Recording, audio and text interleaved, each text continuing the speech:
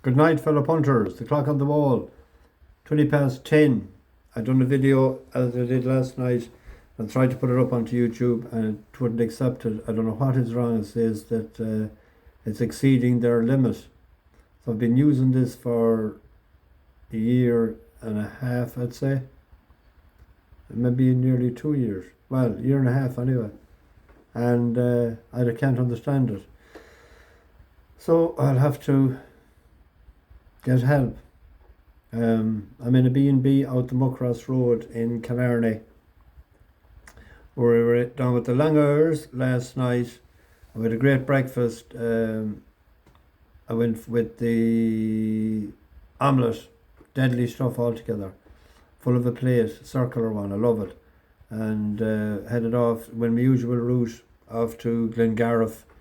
And what a view we had today when top at the Caha Pass where I normally pull in. Looking back over our shoulder would be Glengariff where the water comes in there from the sea, the inlet, and it got the vote of the day for the view, even better than the Kingdom's Ladies' View from the Californians. So Rebel County had a couple of gold stars today for them. We had the lunch in the Atlantic Way. The stew got top marks again, and the clam chowder, and they always treat the driver to lunch if he wants it, but I just had vegetable soup and brown bread. They bake their own brown bread there. That place is well worth the visit. We came back in the usual route in then Ladies' View, Turk Waterfall, Muckross House, and quick spin around the town, and I dropped them off at the B&B there around the corner from me there on Countess Road. So I went for the deadly roast beef into Falcha, went upstairs and chatted Eileen afterwards. I didn't have dessert, I was full. I had double rations and came out here then. I slept for an hour. Tired, them couple of early mornings that I had up at 5 o'clock and 5:30 was get to me a couple of days later. So the old fatigue was setting in tonight, even though I had a good drive today, but it was challenging of course when you're on bad roads, but you have to keep focused. So we're on to the Banner tomorrow. We're staying in Lahinch tomorrow night, and they want to see Lahinch Golf Course. So I don't know if they're going playing or not. I was actually in Kinmare today at 1:45. I'd sort of finished lunch, so I suggested to go for a walk for a half an hour so that Mickey D could see the 155 at Punchestown. Mangani broke well out of the stalls. I said the handbrake is off because I got a bit worried sort of the hour leading up to the race. It had been into 13:8, 7-4, and it drifted out to 100 to 30. And there was a lot of late money for Moore to get his first winner at Punchestown. So I was glad that we prevented that. He got it later in the card. So that was the second lifetime run, and it ran green, sort of drifted coming up the stretch. So we'll follow that again next time. We missed out on one though today. Another one at Joseph O'Brien's horse, the one we backed in Shivasi, the one we backed in Sligo that finished third, and I wrote down last night, but I was afraid of Jessica's horse. And as a wise man told me one time, never be afraid of one horse. And I often preach that myself, and I give that advice to people. Don't be afraid. If you have a horse, go for it. And it cantered home. I only seen that result later today. I didn't see that race live. And then I only seen the recording of the race in Yarmouth at Summer of Love. Second time I was won for the bus. So 2 out of 3.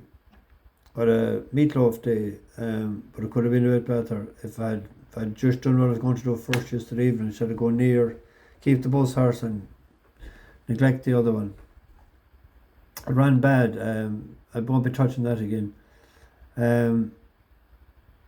Tomorrow, there is pity I can't show the races now to get this sorted again.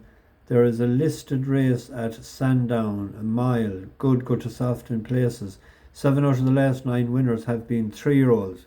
How many 3-year-olds in tomorrow's race? Just the one. But it's a good class race. They're all rated over 100. Check and Challenge is the highest rate at 110. Won for us last year, but that was on heavy ground towards the end of the year. I think it needs heavy because it's out of, no, it's by Fast Company. It's a 3-year-old is by Kingman out of a Street Cry mare, Skellet. 3 runs this year for Ray Beckett. First one was in the Irish 1000 Guineas. It was a 8th of 13, beaten 6 lengths. That's okay for a Group 1 first run. Then it ran in the Coronation Stakes. It was beaten 6 lengths to Porta Fortuna. Then it ran in Chantilly in France. It was second to a horse called Blush. And Blush went to the EP Taylor in Woodbine the other night and finished 4th. But it was only beaten about 5 lengths.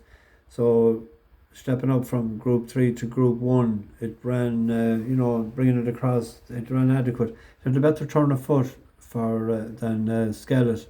But Skellet couldn't get out in time, showed a bit of inexperience. But it's a 11-4 shot.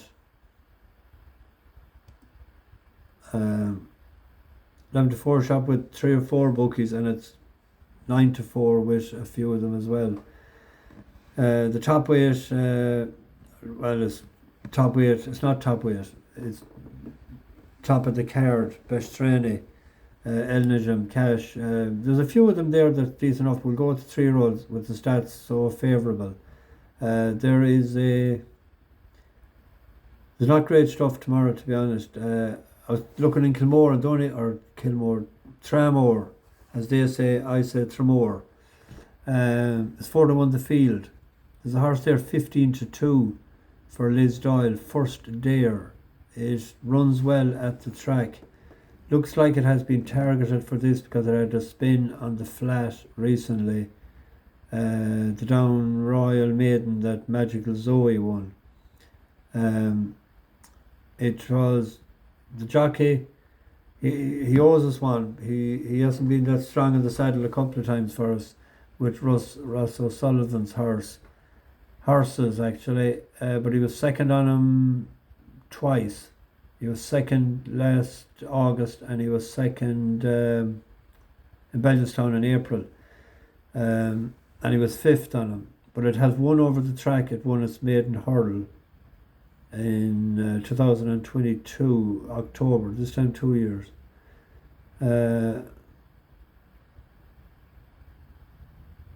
And it won then 102 in Navan in last September. It's still only a 6-year-old mare by Beat Hollow. Harney taken off 7.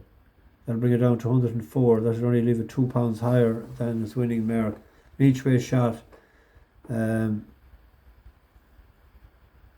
that's us. So I get this into the oven, get to bed. Although it's strange, when I go at that laptop now and go through the races, my head livens up. It's only when I'm not doing anything that I feel tired. It doesn't make sense, but it's actually true. That's probably with, I always say it's with the illness I have. I think it helps me, but then probably that tires me. I don't know. Anyway, I'm waffling on a little. So bash the bookies over and out.